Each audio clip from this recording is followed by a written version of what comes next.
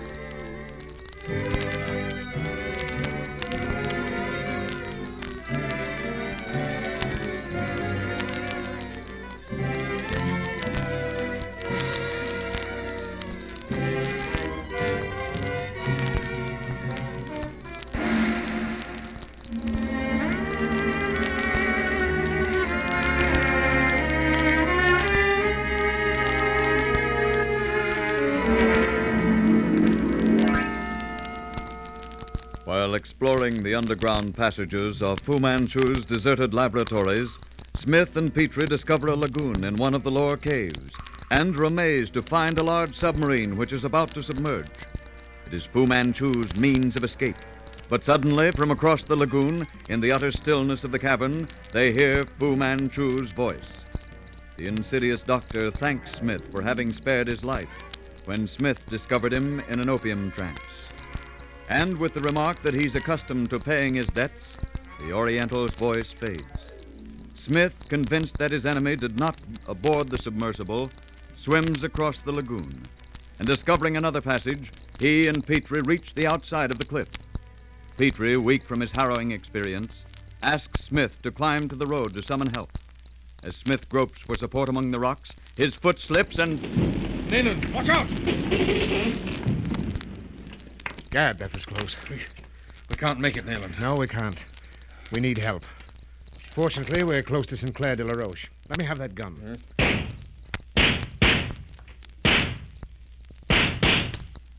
Perhaps Weymouth will hear the shots and investigate. I should think it would have been impossible for Fu Manchu to climb up here, Nayland. Well, there may be another way up.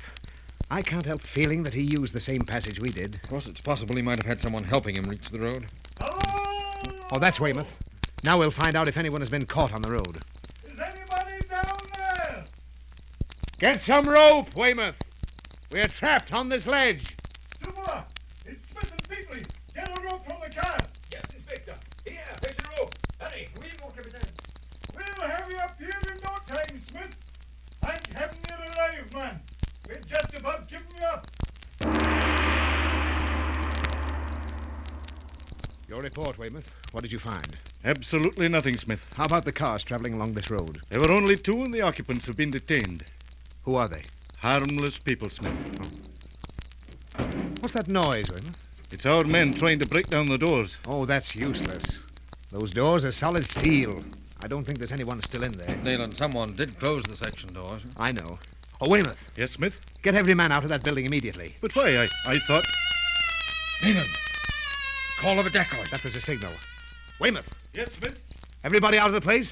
Yes, Smith. Did you hear that cry just then? Yes. Order everybody to get clear of the building. That cry may have meant any number of things, but I've an uncanny feeling that Call it... came from that side of the road. Yes, but it's useless to look. Those devils are as silent as cats and just about as quick. Get back, everybody! Clear the building! Come along, Petrie. We're dangerously close. Yes. Perhaps you're mistaken, Nayland. If he had intended to destroy the place, he wouldn't have smashed most of the apparatus. Yes, I suppose you're right. Perhaps I'm getting nervous. At any rate, there's nothing to be done here. We must get back to Monte Carlo. What are your orders, Smith? We're going back to the city, Weymouth. Leave a police guard here. You and Dubois will come along with us. Right. The car's over there. Come on, Petrie. There's no time to be lost. Good Lord, you were right, Nathan. Yes. You see, I know him so well. And in the years I've spent trying to eliminate that fiend, I've learned that it's wise to heed any premonition I might have.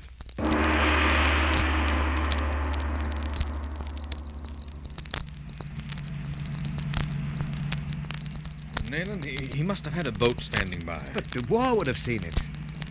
And yet he may have gone by sea down to Italy. Small boat could have done it. That's a possibility that mustn't be overlooked. Oh, by heavens. Huh? What, Nayland? There's one way, Petrie. Honan. You mean he's gone to Burma? It's the only clue we have. Remember, Florette told Sterling about that. Ah, Florette. The girl I saw speaking to Sterling in the laboratories.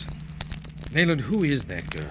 The dead returned, Petrie. For one fleeting moment, I feared that Fu Manchu had captured Karame. The likeness was amazing. I know.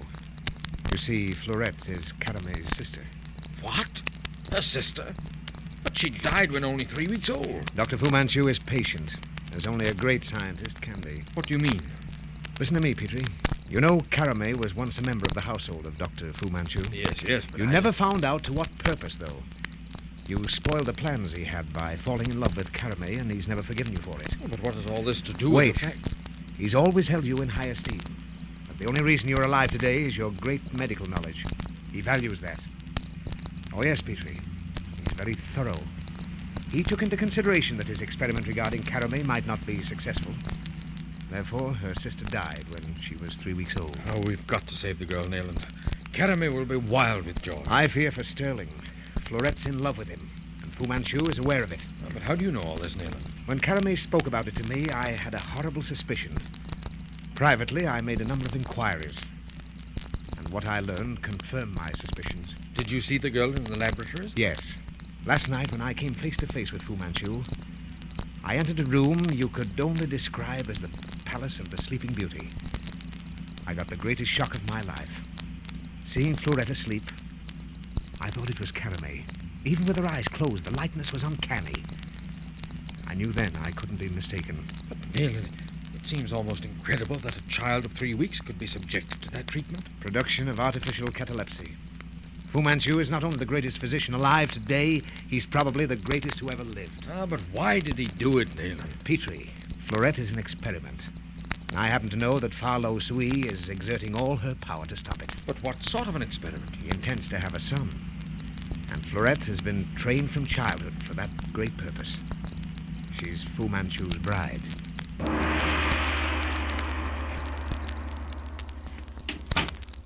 Hello, Petrie. You wired the formula for 6:54 to London? Yes, Nayland. Good.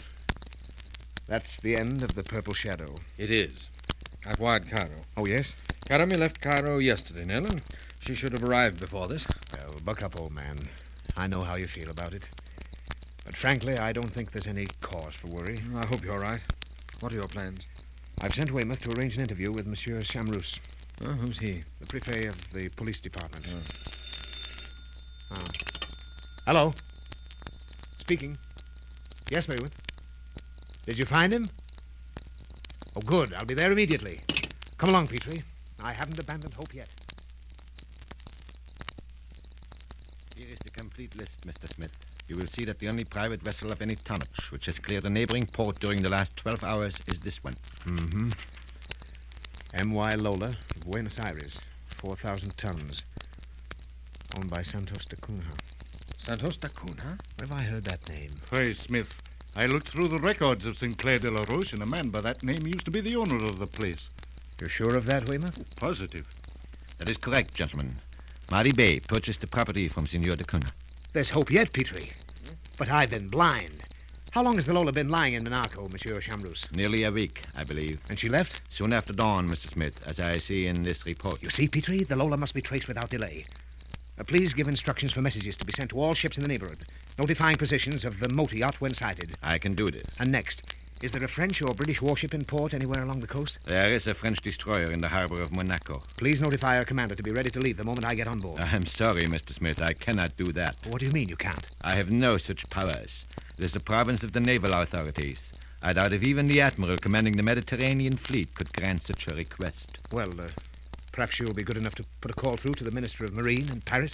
Really, Mr. Smith? My authority from the British Foreign Department is such that any delay you may cause must react to your own discredit. The interests of France, as well as the whole world, are involved in this matter. Monsieur Chamrous, I am here in the interests of France. Must I go elsewhere, or will you do as I ask? Very well. Thank you. Put a call through to the Minister of Marine Affairs in Paris.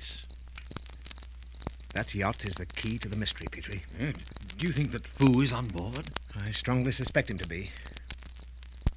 Oh, blast this delay. Mr. Smith, it is perhaps a little unfair that I am so badly informed in this matter. All the available police was rushed to St. Clair de la Roche. I am in the dark about this. Of course, Paris instructed me to place myself at your disposal, and I have done so in spite of the fact that I consider the reputation of Mardi Bey above reproach. There's no such person as Mardi Bey. The man who's been hiding behind that name is Dr. Fu Manchu. Dr. Fu Manchu? No doubt you've heard of his reputation. Such issues are at stake, and my own blunders have upset me so that perhaps I fail in the proper courtesies. If so, forgive me. But try to believe that I have every reason for what I do. I accept your assurance, Mr. Smith. Yes? Very well. Here you are. Thank you. Hello.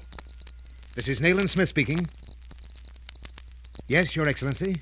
Nayland Smith. I'd appreciate it, sir, if you'd be kind enough to ask the Prefet of the Monte Carlo police to cooperate with me. Yes. Right here. Oh, certainly. The Minister wishes to speak to you, monsieur. Yes, Your Excellency. Oh, but certainly. I shall do so at once, Your Excellency. Mr. Smith, I must apologize. The destroyer is at your disposal. Thank you. Come on, Petrie. We'll board the vessel at once.